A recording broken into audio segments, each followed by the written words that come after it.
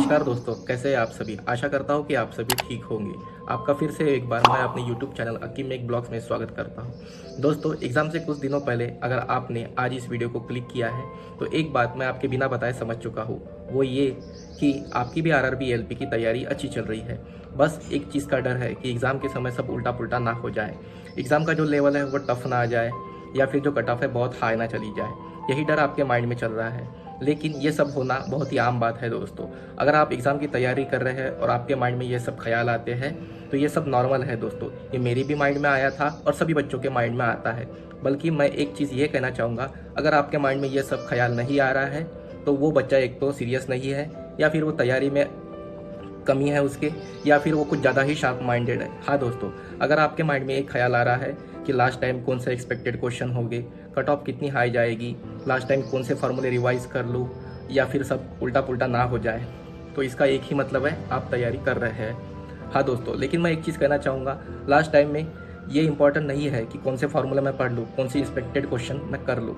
Last time सबसे ज़्यादा important है वो ये कि आपका जो माइंड है वो कितना बैलेंस है, आपका माइंड कितना कंट्रोल में है। हाँ दोस्तों, आपने बहुत से बच्चों को देखा होगा, वो बहुत ही कम पढ़ाई करते हैं लेकिन स्कोर अच्छा कर लेते हैं। और उन बच्चों को भी देखा होगा जो पिछले 4, 5, 6 ऐसे बहुत सालों से तैयारी कर रहे हैं, फिर भी उनका सिलेक्शन नहीं हो रहा है या फिर उनकी जो स्कोर है, उनके मार्क्स है वो कम आ रहे हैं। वो क्यों दोस्तों? वो ये कि एग्ज़ाम में कभी भी आपका जो नॉलेज है वो फेल नहीं होता दोस्तों। हमेशा जो फेल होता है वो होता है माइंड का कंट्रोल। हाँ दोस्तों, ये फेल होने की वजह से आपका पूरा जो मेहनत है वो धरी की धरी रह जाती है।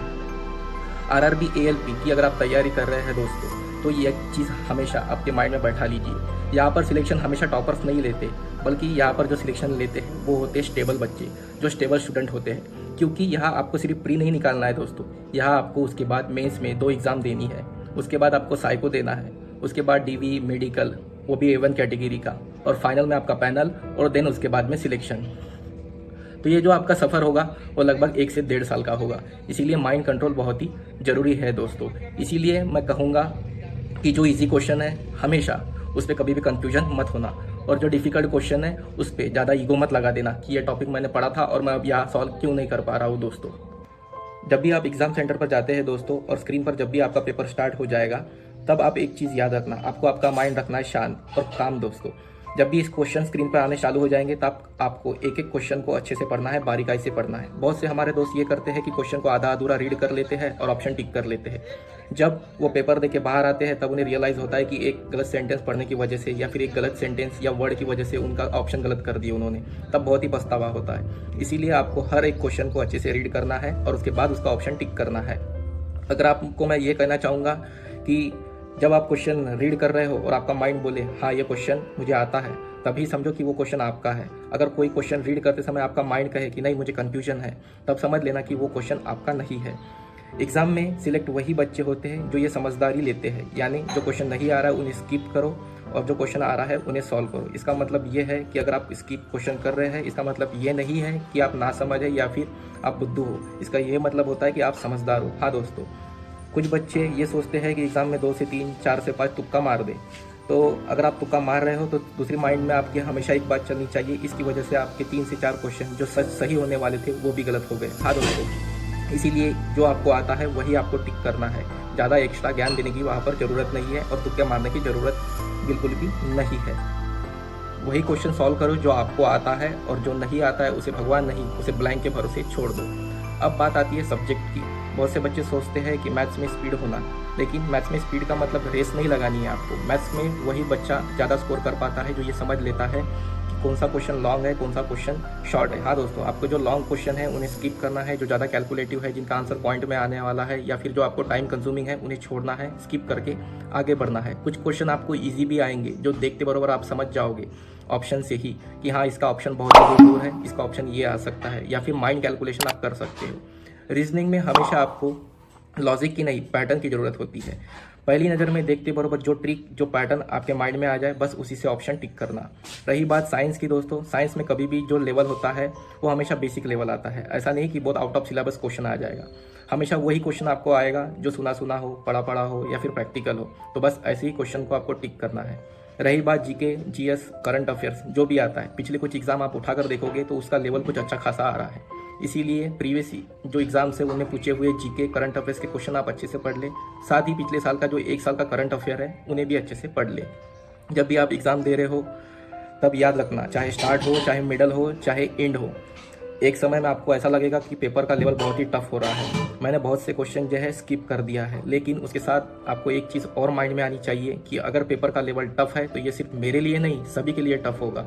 इसीलिए ऐसे समय सिलेक्शन उन्हीं बच्चों का होता है जो एक काम माइंड से, शांति से जो क्वेश्चन आ रहे हैं उन्हें ही बना रहे हैं। ये हमारे साथ में भी हुआ था दोस्तों, जब हम 2024 का एग्ज़ाम दे रहे थे, प्री का एग्ज़ाम दे रहे थे। खुद के एक्सपीरियंस से बता रहा हूँ, जब मैं घर में बैठ के मॉक दिया करता था तो 65, 70, 75 तक क्वेश्चन अटेम्प्ट किया करता था, स्कोर भी अच्छा आता था। लेकिन 2024 की जब मैंने प्री दिया था उस समय जो पेपर का लेवल था वो अच्छा खासा आया था, इसीलिए मैं क्वेश्चन कम अटेम्प्ट कर पाया। मेरे फ्रेंड्स ने मुझसे ज़्यादा क्वेश्चन अटेम्प्ट किए थे, लेकिन जब फाइनल स्कोर आया तो उनमें से बहुत जो बच्चे थे उनका नहीं हुआ, लेकिन मेरा हो गया था। एक चीज़ हमेशा याद रखना, जब पेपर लेवल आएगा हार्ड तब जो कट ऑफ होगी वो कम चली जाएगी। अगर पेपर का लेवल आ गया ईजी तो कट ऑफ है बहुत ही ऊपर चली जाएगी। ये भी चीज़ अपने माइंड में रखना। आपको सिलेक्शन लेना है, ना कि उसमें टॉपर बनना है। और रही बात ये प्री की, ये सिर्फ क्वालिफाइंग होता है, इसमें आपको ज़्यादा प्रदर्शन दिखाने की ज़रूरत नहीं है। जब भी आप एग्ज़ाम हॉल में जाओगे तो आप एक चीज़ माइंड में याद रखना, आप सिर्फ पेपर लिखने नहीं दे आ रहे हो, बल्कि जा रहे हो इसीलिए कि पिछले 3 साल, 4 साल, 5 साल जो आपने सेक्रीफाइस दिया है, जो मेहनत की है अपने लिए, अपने माँ बाप के लिए, अपने परिवार के लिए, अपने दोस्तों के लिए, उन सब के लिए आप वो एग्ज़ाम देने जा रहे हो। इसीलिए अपना माइंड शांत रखना, अच्छे से पेपर सॉल्व करना। अब रही बात पेपर के लिए, तो जब भी आप पेपर देने जाओ तो कुछ चीज़ें हमेशा एग्ज़ाम से पहले याद रख लेना कि अभी कुछ भी एक्स्ट्रा पढ़ने की ज़रूरत नहीं है। जो कुछ पढ़ना था, जो कुछ करना था वो आपने कर लिए। अभी लास्ट वीक बचा है, इसमें सिर्फ आपको एक चीज़ करनी है, जो आपने ओल्ड टॉपिक्स पढ़े हैं उनको अच्छे से रैपिड रिवाइज करना है। उनके शॉर्ट्स नोट्स बनाए होंगे, उनके जो कुछ ट्रिक्स थी, मेथड्स थे, फार्मूले थे, वो आपको अब रिवाइज करना है। और डेली आपको एक मॉक लगाना है। मॉक लगाते समय उसमें जो गलतियाँ हुई, जो क्वेश्चन आपने अटेम्प्ट नहीं किया या फिर छोड़ दिया, उसको अच्छे से समझना है। और हो सके तो जितना हो सके उतना आपको रात को नींद लेनी है, आपका माइंड शांत रखना है।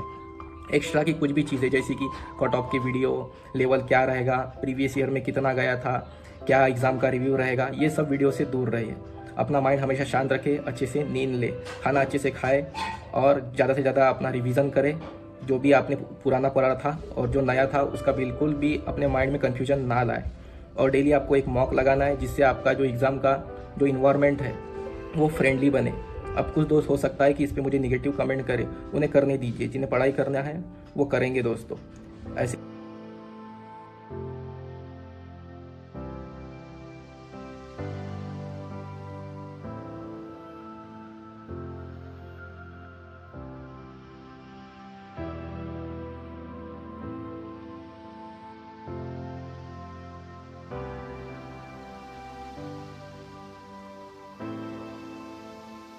एग्ज़ाम से पहले आपको अपना हॉल टिकट निकाल लेना है, उसकी प्रिंट निकलवानी है कलर वाली। साथ में आपको लेना है 2 फोटोज़ और 2 कोई भी आईडी, चाहे वो आपका आधार कार्ड हो, पैन कार्ड हो, इलेक्शन वोटिंग कार्ड, जो भी आपकी आईडी है वो आपको आईडी पकड़ना है दोस्तों। और मैं एक चीज़ कहना चाहूँगा आपको कि 2026 में इस साल आपको एग्ज़ाम कैसे भी करके निकालना है दोस्तों। ये प्री है दोस्तों, इसका किसी भी तरीके से कोई भी मार्क फाइनल में काउंट नहीं होगा, लेकिन इसे हल्के में बिल्कुल मत लेना।